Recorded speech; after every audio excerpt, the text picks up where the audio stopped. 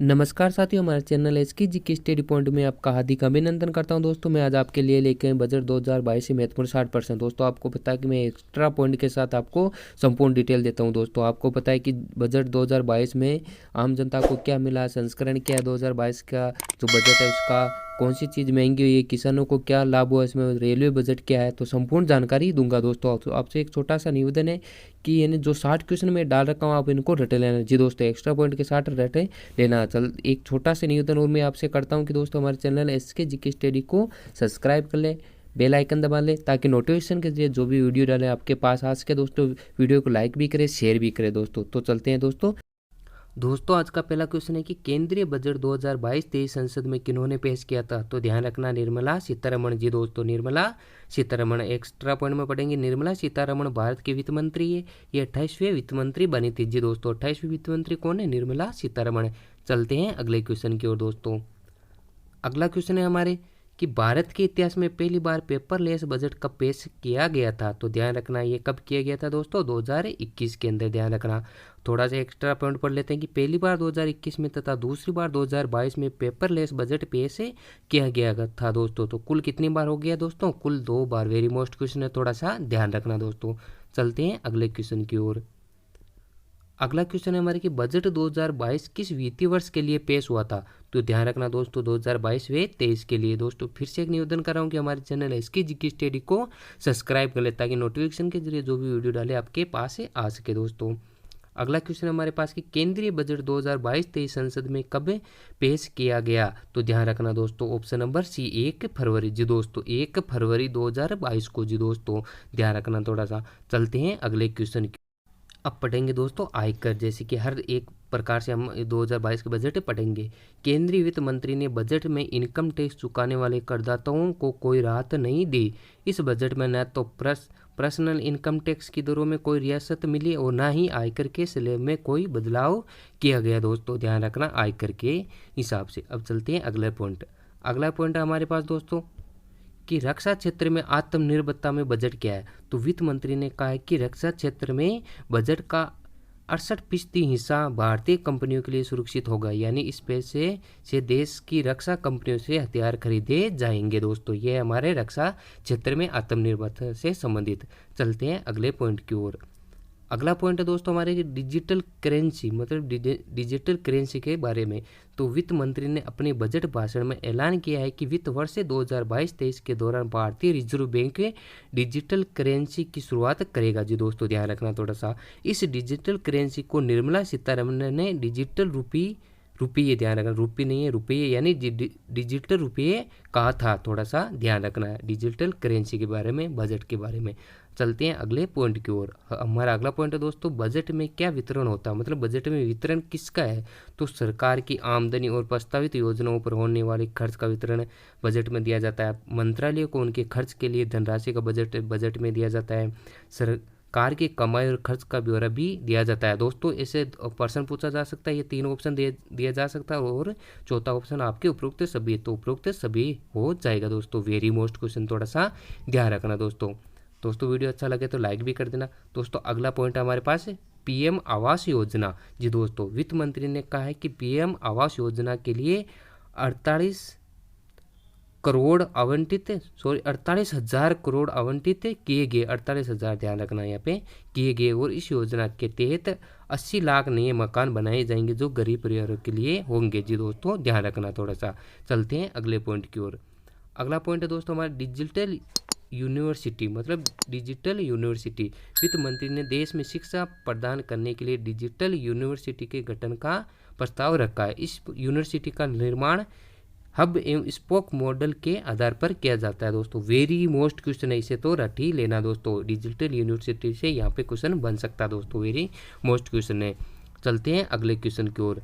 अगला टॉपिक हमारे पास दोस्तों ये है कि हम पढ़ सकते हैं इसके अंदर दोस्तों। अगला टॉपिक है हमारे पास विकास दर। जी दोस्तों विकास दर में पढ़ेंगे हम बजट 2022-23 में केंद्रीय वित्त मंत्री निर्मला सीतारमण ने कहा है कि भारत की विकास दर 9.27% रहने का अनुमान है। ध्यान रखना दो, वेरी मोस्ट, यहाँ से क्वेश्चन 100% बन सकता है आपके। और ये विकास बड़ी अर्थव्यवस्था में सबसे बड़ी अर्थव्यवस्थाओं में से सबसे ज़्यादा है, ध्यान रखना सबसे ज़्यादा है, जो कि 2022 और 2023 में रहेगी। थोड़ा सा ध्यान रखना, एक बार आप वापस पॉइंट को देख लेना दोस्तों। चलते हैं अगले पॉइंट की ओर। विकास दर से आपके 100% क्वेश्चन बन सकता है दोस्तों। अगला टॉपिक हमारे पॉइंट मतलब पॉइंट क्रिप्टो करेंसी NFT। वित्त मंत्री निर्मला सीतारमण ने वर्चुअल डिजिटल एसेट्स यानी क्रिप्टो करेंसी और NFT से होने वाली आय पर 30% की दर से टैक्स लगाने का ऐलान किया है दोस्तों, ध्यान रखना। चलते हैं अगले पॉइंट की ओर। अगला पॉइंट हमारे दोस्तों बजट के क्षेत्र में शिक्षा क्षेत्र पर। शिक्षा क्षेत्र में क्या है हमारे पास, पीएम ने इस विधा के 1 क्लास 1 टीवी चैनल प्रोग्राम को 12 से बढ़ाकर 200 टीवी चैनलों तक विस्तृत कर दिया है, ध्यान रखना थोड़ा सा। यहाँ पे सभी राज्यों का इस क्लास 1 से 12 तक क्षेत्रीय भाषाओं पर पूरी शिक्षा देने में मदद मिलेगी। राज्यों को कृषि विश्वविद्यालयों का पाठ्यक्रम संशोधित करने के लिए प्रोत्साहित किया जाएगा दोस्तों। थोड़ा सा ऊपर और ले लेते हैं इसके एक्स्ट्रा पॉइंट के हम।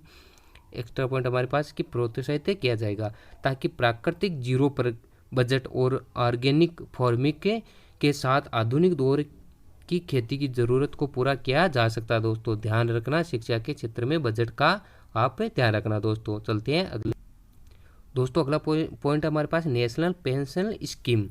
राज्य कर्मचारियों के लिए नेशनल पेंशन स्कीम पर टैक्स राहत की सीमा 10% से बढ़ाकर 14% कर दी जा रही है, ध्यान रखना। यहाँ पे क्वेश्चन बन सकता है दोस्तों। यहाँ पर ये क्वेश्चन बन सकता है कि 10% से बढ़ाकर कितनी कर दी गई, तो ध्यान रखना 14% कर दी गई है दोस्तों। चलते हैं अगले पॉइंट की ओर। अगला पॉइंट हमारे कि 60 लाख नई नौकरियां। 60 लाख नई नौकरियां बजट 2022-23 में प्रस्तुत की गई। तो वित्त मंत्री निर्मला सीतारमण ने कहा है कि PLI स्कीम को अच्छी सफलता मिली है। इससे अगले 5 साल में 60 लाख नई नौकरियां संभावित हो सकती है, मतलब 60 लाख नई नौकरियां संभावित हो सकती है दोस्तों। चलते हैं अगले पॉइंट की ओर। अगला पॉइंट हमारे पास कि बजट के दौरान विकास के 4 पिलर। तो वित्त मंत्री ने बजट के दौरान विकास के 4 पिलर गिनाए हैं, जिनमें इसमें एक साल में 25,000 किलोमीटर हाईवे बनाना है, मतलब हाईवे रोड बनाना। हेल्थ इंफ्रा को मजबूत करना है, इन्फा को मजबूत करना है दोस्तों। 25 साल के लिए ग्रोथ का ब्लूप्रिंट तैयार करना भी शामिल किया गया है इसके अंदर, बजट के अंदर। चलते हैं अगले बजट की मतलब टॉपिक की ओर। बजट के अंदर दे रखा जो इम्पोर्ट ड्यूटी। इम्पोर्ट ड्यूटी में क्या है, कैपिटल गुड्स पर इम्पोर्ट ड्यूटी मिल रही है, छूट हटाई गई है दोस्तों। इस पर थोड़ा सा ये भी ध्यान रखना, कैपिटल गुड्स इम्पोर्ट पर अब विशेष 7.5% की दर से इम्पोर्ट ड्यूटी मिलेगी दोस्तों, ये भी ध्यान रखना थोड़ा सा। चलते हैं अगले पॉइंट की ओर दोस्तों। अगला पॉइंट हमारे पास है, थोड़ा सा 1 मिनट दोस्तों। अगला पॉइंट है 2022-23 को अंतर्राष्ट्रीय मोटा अनाज वर्ष है। तो वित्त मंत्री निर्मला सीतारमण ने कहा है कि सरकार 2022-23 में न्यूनतम समर्थन मूल्य पर PSP गेहूं और धान की खरीद के लिए 2.27 लाख करोड़ पर भुगतान करेगी। केंद्रीय बजट पेश करते हुए 2022-23 को अंतर्राष्ट्रीय मोटा अनाज वर्ष के रूप में मनाने की घोषणा की गई है। तो दोस्तों वेरी मोस्ट क्वेश्चन है, यहाँ से क्वेश्चन बन सकता है आपके, ध्यान रखना थोड़ा सा। चलते हैं अगले पॉइंट की ओर दोस्तों। अगला पॉइंट है 5G स्पेक्ट्रम। तो इसमें क्या है कि वित्त मंत्री ने 2022 में 5G स्पेक्ट्रम की नीलामी करेगी, जिसमें 5G सेवा 2022 में शुरू होगी। और साथ ही ये भी ऐलान किया है कि 2025 तक देश के सभी गांवों तक ऑप्टिकल फाइबर पहुंचा जाएगा, मतलब ऑप्टिकल फाइबर पहुंचा जाएगा गांवों के अंदर, ध्यान रखना। 5G स्पेक्ट्रम के बारे में बजट के अंदर दिया गया है। अगला आपके रेलवे और वंदे भारत एक्सप्रेस। तो गति शक्ति योजना के तहत वित्त मंत्री ने रेलवे के लिए भी बड़ा ऐलान किया है। अगले 3 सालों में नई पीढ़ी की 10 वंदे भारत ट्रेन विकसित की जाएगी, ध्यान रखना दोस्तों थोड़ा सा। स्थानीय कारोबार को बढ़ावा देने के लिए एक स्टेशन एक उत्पाद की सोच को बढ़ावा दिया जाएगा। वेरी मोस्ट क्वेश्चन, यहाँ से क्वेश्चन आपकी बन सकता है दोस्तों, थोड़ा सा मैं ऊपर ले लेता हूँ इसे। अगला पॉइंट है वही इसी दौरान 100 कार्गो टर्मिनल का भी निर्माण किया जाएगा दोस्तों। PPM मॉडल से रेलवे का विस्तार किया जाएगा दोस्तों। तो PPM की फुल फॉर्म भी पूछी जा सकती है दोस्तों आपको, पब्लिक प्राइवेट पार्टनरशिप, ध्यान रखना थोड़ा सा इसका भी। चलते हैं अगले टॉपिक की ओर दोस्तों। बजट के अंदर दे रखा है जो वर्चुअल डिजिटल एसेट्स का ध्यान रखना दोस्तों, एसेट्स का थोड़ा सा ध्यान रखना है। तो इसमें वर्चुअल डिजिटल एसेट्स से आमदनी पर 30% टैक्स लगेगा। पूर्वोत्तर के विकास के लिए नई योजना PM विकास पहले तरह से और पॉलिसी हीरे मतलब जो पॉलिसी हीरे बर्तनों पर सीमा शुल्क घटाकर 5% की जाएगी। ध्यान रखना दोस्तों। डिजिटल भुगतान को बढ़ावा देने को शुरू होंगे। थोड़ा सा मैं ऊपर ले लेता हूँ इसमें। 75% डिजिटल बैंक ई पासपोर्ट को 2022 में लॉन्च किया जाएगा। चिप आधारित पासपोर्ट जारी किए जाएंगे। 2047 तक भारत की आधी आबादी शहरों में रहेगी। दोस्तों वेरी मोस्ट क्वेश्चन है, थोड़ा सा ध्यान रखना।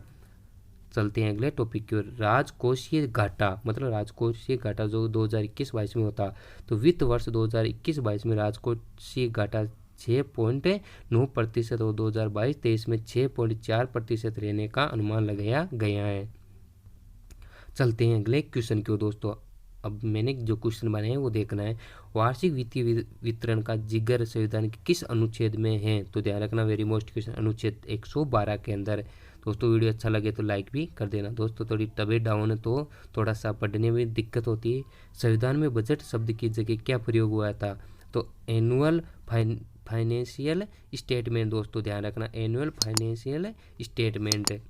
चलते हैं अगले क्वेश्चन की ओर। अगला क्वेश्चन हमारे दोस्तों कि हमारे देश की पहली महिला वित्त मंत्री कौन बनी है? दोस्तों कमेंट में आपको इसका आंसर देना है। दोस्तों ध्यान रखना है, मैंने पहले बता दिया है, ध्यान रखना है। लगातार चौथी बार बजट पेश करने वाली पहली महिला वित्त मंत्री कौन बनी है? तो ध्यान रखना दोस्तों निर्मला सीतारमण बनी है। चलते हैं अगले क्वेश्चन की ओर।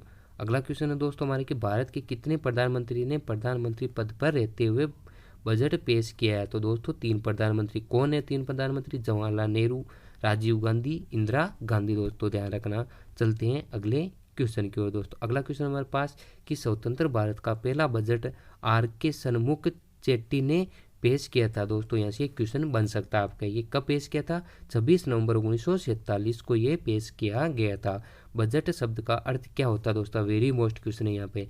तो चमड़े का थैला। बजट शब्द की उत्पत्ति हुई है कौन सी भाषा थी दोस्तों? फ्रेंच भाषा से हुई है। दोस्तों ध्यान रखना, थोड़ा सा ध्यान रखना या फिर भी। चलते हैं अगले क्वेश्चन की ओर।